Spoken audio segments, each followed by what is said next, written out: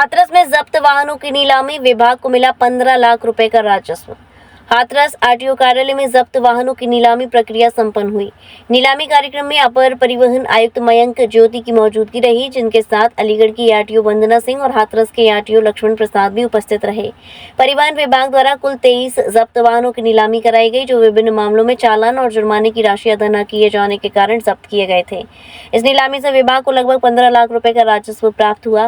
कार्यक्रम के दौरान अपर परिवहन आयुक्त मयंक ज्योति ने हाथरस आरटीओ कार्यालय का निरीक्षण भी किया और विभिन्न व्यवस्थाओं की समीक्षा की। उन्होंने कर्मचारियों को कार्यप्रणाली में पारदर्शिता और दक्षता बनाए रखने के निर्देश दिए।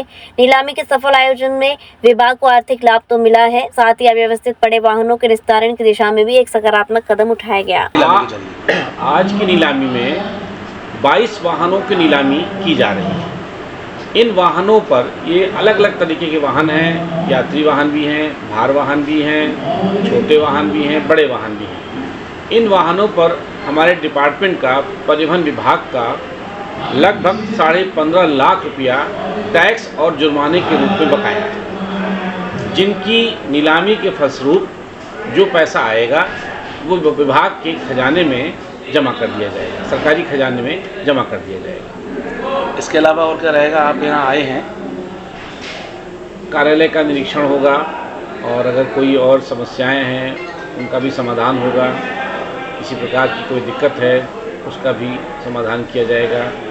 सर, एक बड़ा सवाल है कि हाथरस में जिस तरह के जो रजिस्ट्रेशन होते हैं गाड़ियों के, उसके कैंसिलेशन होने के बावजूद भी वो अभी भी चलन में रहते हैं, उनके लिए क्या कार्रवाई की? प्रवर्तन अधिकारियों को निर्देशित किया जा रहा है कि अगर रजिस्ट्रेशन कैंसिल हो गया है तो किसी प्रकार से उनका संचालन न हो। एक नकली बसों का मामला हमेशा देखा जाता है, लोग ये लीपा पोती कर और बिल्कुल उत्तर प्रदेश सरकार की जो बसें हैं उसी प्रकार से सिकंदराबाद में भी देखी गई थी। अभी कुछ दिन पहले उत्तर प्रदेश के परिवहन मंत्री दयाशंकर जी ने ऐसी ही बसों को खुद पकड़ा था और लखनऊ में पकड़ी गई थी। तो ऐसे वाहन चल रहे हैं आगरा चौर में भी। नकली बसें जो सरकारी नकली बसों में सरकारी बसों की जगह प्राइवेट जो रोड पे नकली बस उनको नकली बस। हमारे प्रवर्तन अधिकारी लगातार इस पर कार्य कर रहे हैं, लगातार चालान भी हो रहे हैं, ऐसी वाहनों को बंद भी किया जा रहा है, लगातार कार्यवाही हो रही है और जल्दी ही इन सब चीज़ों से आपको लगेगा कि हाँ ये बंद हो गया। सर, एक और चीज़ है कि जिस तरह से स्कूल के जो मानक हैं बसों के और छोटी गाड़ियों के, तो उस पर येलो कलर की गाड़ियाँ होनी चाहिए और कॉमर्शियल रजिस्ट्रेशन होना चाहिए।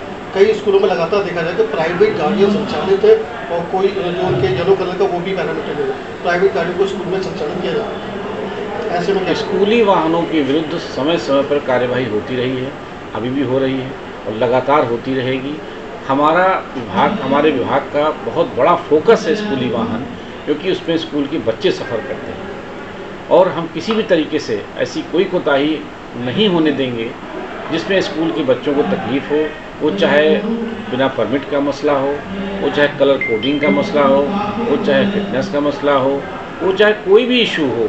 हमारा प्रयास रहेगा कि स्कूल के वाहनों को हर तरीके से फिट करके ही संचालित करवाया जाए। क्योंकि एलपीजी कितने परमिट लागू है, कितनी परमिशन है एलपीजी गाड़ियों की? तो उनकी सीटिंग जो कैपेसिटी होती है उसके हिसाब से परमिट इशू किया। दूसरा ये देखा जाता है, ये दर्शन के लिए 2-3 बार एक जम्मू कश्मीर में घटना हुई है, एक सबखोड़ी में हुई थी। हाथरस से बसें यहाँ से गई थी, जबकि वो 55 सीटर बसें थी, उनमें एक मौत हो गई 61 से लेकर 62 लोगों की। तो ऐसी जहाँ पर ये दर्शनार्थी दर्शन के लिए जाते हैं, और ऐसी घटना एटा में भी हुई थी। ये बड़ी संख्या में इनमें सवारियाँ होती हैं, जबकि ये 55 सीटर से ऊपर नहीं होती, फिर भी 62, 65, 70, 75 तक भरी जाती हैं। तो इसके लिए जो चेक इन है प्रॉपर, ये सब बताया जाता है। परिवहन विभाग की कई देख रेख में ही रहता है। देखिए, परिवहन विभाग वाहनों की चेकिंग करता है, 2 तरीके से होती है। एक तो प्रपत्रों की चेकिंग होती है कि गाड़ी का परमिट है कि नहीं है, फिटनेस है कि नहीं है, टैक्स है कि नहीं है, ड्राइविंग लाइसेंस है कि नहीं है। दूसरा, उनमें जो सवारियां हैं वो ओवरलोडेड तो नहीं हैं, जो क्षमता से अधिक सवारियां हैं तो उनके भी चालान होते हैं, उनके खिलाफ भी कार्रवाई होती है। अब वो दुर्घटना जो घटी वो एक दुर्योग है, वो एक ऐसा दुर्योग है जिसके विषय में क्या कहा जाए, लेकिन विभाग निरंतर अपनी तरफ से ऐसी कार्यवाही कर रहा है जिससे कि इस तरह की घटनाएं न घटित हों। विश्व स्तरीय चिकित्सा सुविधाओं से युक्त JP diagnostics radiology and pathology centre, Mathura का पहला complete radiology and pathology diagnostic facility से सुसज्जित। Dr. Deepak Agrawal and Dr. Nidhi Agrawal, JSR Tower, Govardhan Crossing, NH90, Mathura.